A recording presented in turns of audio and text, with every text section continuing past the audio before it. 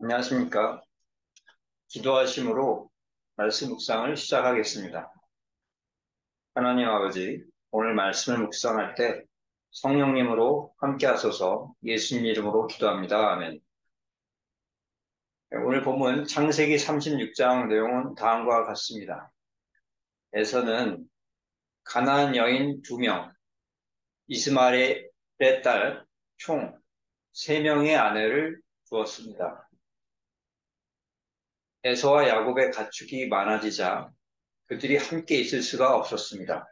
그래서 에서는 가나안을 떠나 세일산 부근으로 이동하였습니다. 그리고 에서의 아들과 손자들이 에돔 족속을 이루었습니다. 한편 세일산에 살고 있었던 후리 족속은 에돔에 편입이 되었습니다.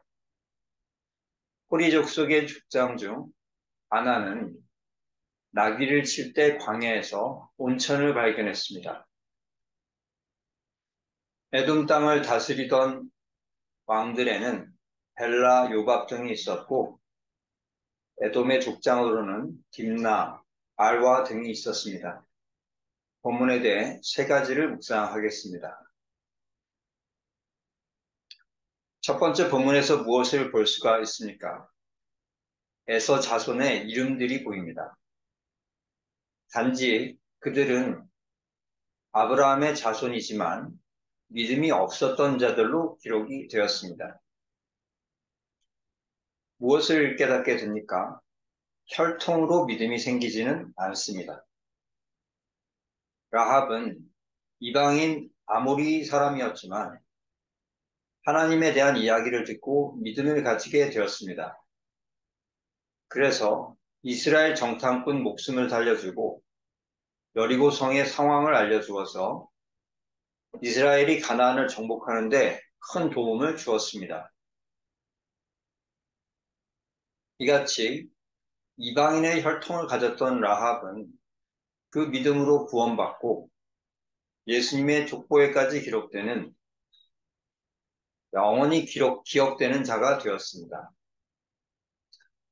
반면 에서의 자손들은 비록 믿음의 조상 아브라함의 손자였지만 믿음이 없던 자들이었습니다.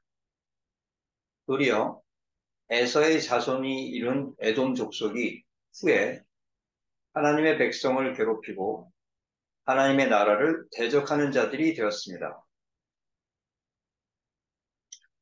그럼 어떻게 해야 하겠습니까? 우리가 믿는다고 우리 자녀가 저절로 믿음 갖는 것은 아님을 알아야 하겠습니다.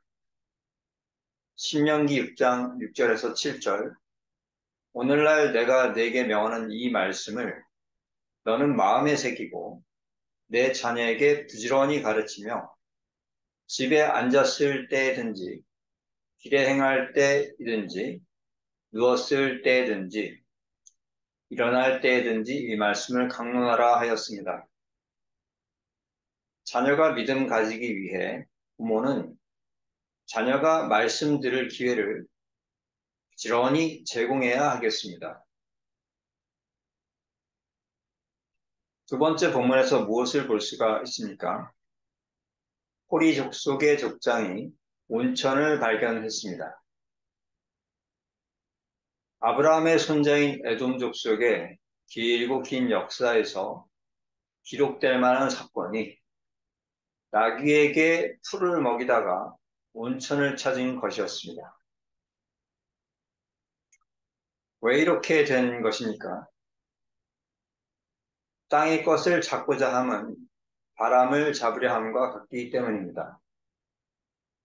노인과 바다라는 책에서 한 노인이 바다에서 물고기 한 마리를 잡기 위해 온갖 고생을 하였습니다. 오래 기다리고 고생고생을 해서 커다란 물고기를 잡았습니다. 그런데 노인이 그 물고기를 배에 매달고 항구로 돌아와서 건져보니 앙상한 뼈만 남아 있었습니다. 오는 도중에 상어떼들이 그 물고기를 다 뜯어먹어 버린 것입니다. 마찬가지로 에돔의 백성들은 나름대로 그 당시를 치열하게 살았습니다.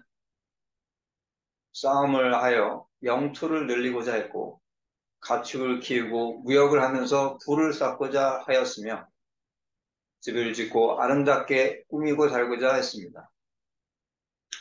그런데 그 많은 사람들이 만들었던 이야기 중 성경이 기록하는 것은 나귀를 치다가 온천을 발견했더라 뿐이었습니다.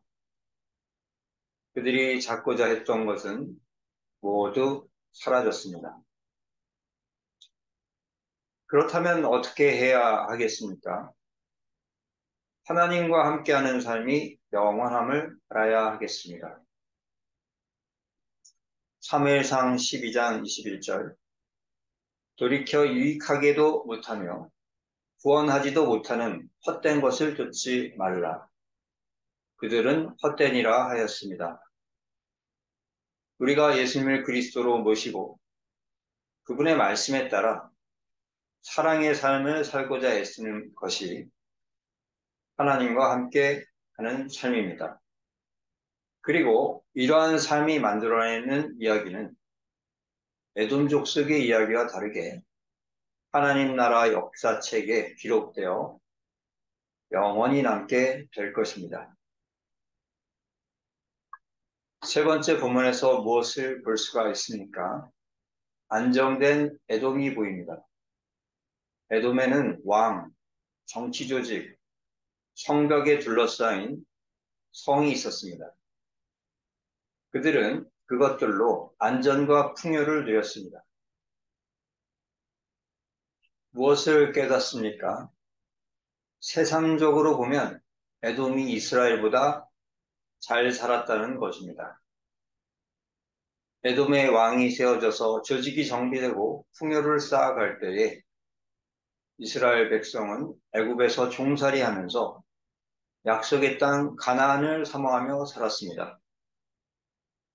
에돔은 땅에서의 삶을 전부로 여기고 여기서 모든 낙을 누리겠다는 자들, 이스라엘은 천국을 소망하면서 고난을 받는 자들과 서로 연결됩니다. 그럼 어떻게 해야 하겠습니까? 우리가 세상 사람들만큼 누리지 못한다고 낙심할 필요가 없습니다. 지금도 살아계셔서 영원한 영광을 누리시는 예수님은 땅에서 고난과 결핍의 삶을 사셨습니다. 하지만 예수님께서 그것으로 낙심하신 적이 없었습니다. 근사한 집을 둔 사람이 집으로 가는 길에 하룻밤 허름한 모텔에서 잔다고 낙심하지 않는 것과 같습니다. 도리어 불편한 모텔에서 하룻밤 지내면서 정말 지저분하고 불편하다. 빨리 깨끗하고 편안한 내 집으로 가면 좋겠다 하면서 집을 그리워하는 것입니다. 잠시 거쳐가는 세상에서 모든 낙을 누리고자 하지 않는 우리들이 되어야 하겠습니다. 말씀을 정리합니다. 첫째로, 우리가 믿는다고 우리 자녀가 저절로 믿음 갖는 것은 아니라는 것을 알아야 하겠습니다. 둘째로, 하나님과 함께하는 삶이 영원함을 알아야 하겠습니다. 셋째로, 세상 사람들만큼 누리지 못한다고 낙심할 필요가 없습니다. 오늘 말씀에 순종하는 우리 모두가 되기를 축원합니다. 기도하시겠습니다. 하나님 아버지, 오늘 말씀 묵상이 함께 해주셔서 감사합니다. 우리가 오늘 묵상한 말씀에 순종하도록 성령님으로 도와주옵소서. 예수님의 이름으로 기도합니다. 아멘. 감사합니다.